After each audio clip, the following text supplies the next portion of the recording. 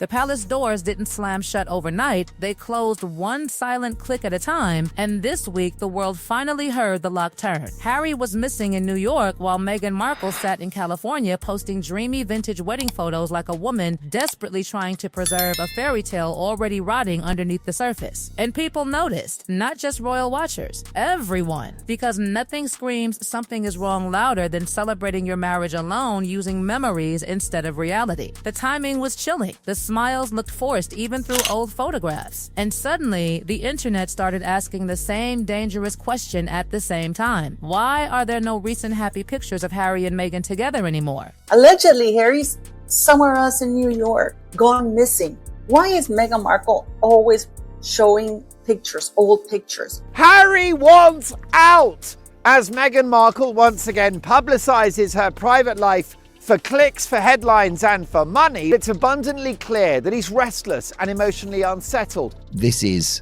a brutal snub. This is a wild slap in the face. Harry will be devastated. It's a royal cancellation. Two people who sources describe as wildly unhappy with goals that have quietly diverged in ways that may be impossible to reconcile. Meghan will not let go. She will not countenance any idea of a split. And of course, what Meghan wants, Meghan gets. Because his brother is a non-person. He's gone beyond level 10 of anger up to level 11, where he just imagines the guy doesn't exist in the world. They're all waiting for the divorce, and there was rumours that there was some sort of a deal being done behind the scenes for the divorce book if it ever happens. Nobody ever came out and sued or denied that very strongly. If I was a betting woman, I'd bet on one. That was the moment the whispers stopped sounding like gossip and started sounding like evidence. Because this was not just another social media anniversary tribute. This looked like a carefully staged emotional operation.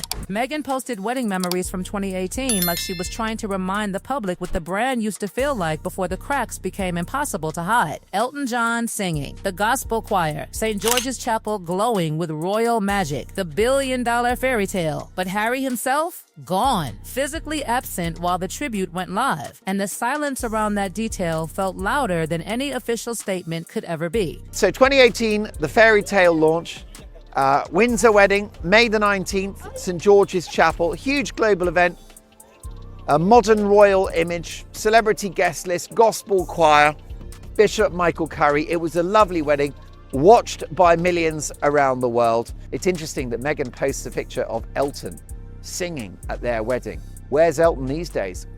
Absent without leave. Because this story is not about photographs. It is about what photographs are hiding. That's the real scandal here. Meghan didn't post a single recent image with Harry. Not one from the last year, no cozy dinner snapshots, no family moments, no anniversary flowers, no handwritten note from her husband, nothing current, nothing alive. Just old memories wrapped in nostalgia like someone desperately trying to preserve a version of reality that no longer exists. And when insiders were reportedly asked why only vintage photographs were used, the response hit like a blade straight through the fantasy, because that is all she has. Where are the flowers, Meghan, that Harry should have sent you for your 8th wedding anniversary? Nothing. She doesn't post any of that because Harry hasn't sent her any flowers. Why isn't Meghan celebrating it with him? And now she wants us to believe that they're happily married. Suddenly, every tiny detail started feeling suspicious. The curated Instagram grid, the emotional captions, the looking backward instead of forward. It felt less like a celebration and more like a woman staring into a rearview mirror because she knows the road ahead is collapsing. And the contrast became brutal when Princess Catherine released Charlotte's birthday portrait during the exact same week. One confident photograph, one smiling child facing the camera directly, warm, present, secure.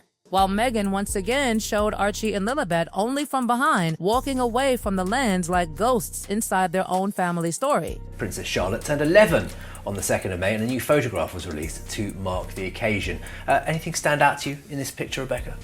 Well, the fact that she's just growing up so quickly. I also loved her nail varnish as well. You know, she's at an age in the school holidays where they're experimenting with things like that before they have to take it all off, back off before they go back to school and get into trouble.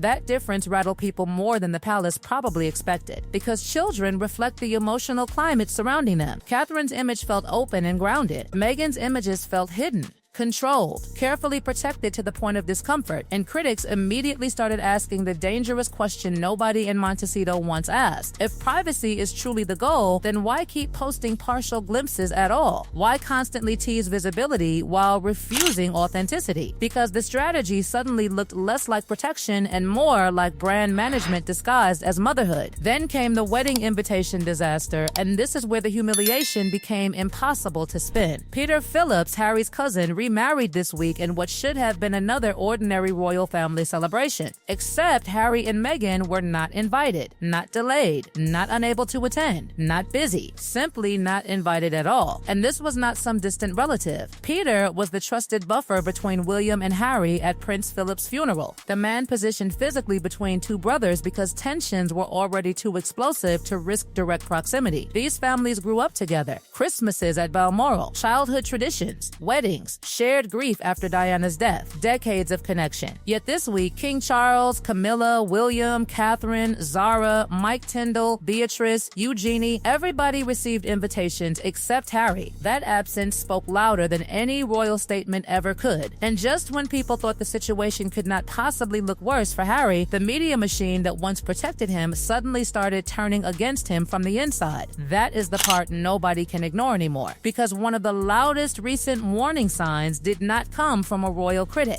It came from Dan Wakeford, a man who spent years helping shape favorable coverage for Harry and Meghan inside American media circles. This was not some anti-Sussex commentator throwing punches from a distance. This was somebody close enough to know where the bodies are buried emotionally, financially, and publicly. And when even he started describing two people whose goals had diverged beyond reconciliation, the atmosphere around this marriage changed instantly. Suddenly, the glamorous Montecito fantasy started looking less like freedom and more like a very expensive trap. Reports exploded claiming the massive Netflix deal was not nearly as profitable as the public believed after production costs and obligations swallowed huge portions of the money. Spotify reportedly collapsed early. Harry's inheritance from Princess Diana and the Queen Mother, generational wealth tied directly to royal history itself, allegedly drained away into security costs, legal battles, mansion expenses, and maintaining an image bigger than reality could support. An insider started whispering something devastating. Harry never actually wanted this lifestyle in the first place, because according to people close to the situation, Harry misses Britain. Not the press attacks, not the palace politics, but the familiarity, the structure, the friends, the purpose, the life where he was not constantly selling emotional trauma as content for streaming platforms and podcasts. Sources claimed he would happily downsize tomorrow, disappear somewhere quiet, maybe even live modestly doing charity work far away from cameras. But Meghan allegedly wants the opposite: bigger rooms, bigger visibility, bigger celebrity circles, invitations to Chanel, invitations to the Met Gala, invitations into billionaire society. Harry allegedly wants peace while Meghan still wants scale. And when two people want completely different futures, every public appearance starts feeling like theater. Then came the detail that truly terrified royal watchers, because it shifted this entire situation from emotional drama into something far more permanent: California custody law. According to sources cited in the discussion, Meghan allegedly established habitual residence for the children in California long ago, meaning Archie and Lilibet's legal roots are now deeply tied to America. Harry reportedly understands what that means: the dream of bringing his children back to Britain, rebuilding family ties, letting them grow up alongside their royal cousins. That dream may already be legally impossible. And suddenly people started seeing the Montecito move differently, not just as an escape from royal pressure, but as a strategic decision with permanent consequences Harry may not have fully understood until too late. And once that realization hit, people started revisiting Meghan's past relationships in an entirely different light. Thomas Markle, Trevor Ingleson, Jessica Mulroney, Piers Morgan, former allies, former supporters, former friends. One by one, every relationship seemed to end the same way the moment a more powerful chapter opened somewhere else. Critics began painting a pattern that felt chilling once laid out side by side. A ladder effect, useful until no longer necessary. And now, for the first time, people started wondering whether Harry himself had unknowingly become part of that same pattern. Meanwhile, Oprah reportedly remains close enough to observe, but distant enough to avoid the fallout. Netflix Netflix allegedly keeps the door slightly open. Hollywood insiders keep watching quietly from the sidelines, and according to multiple whispers surrounding this entire saga, many powerful people are now waiting for the exact same thing: the divorce announcement, the interview,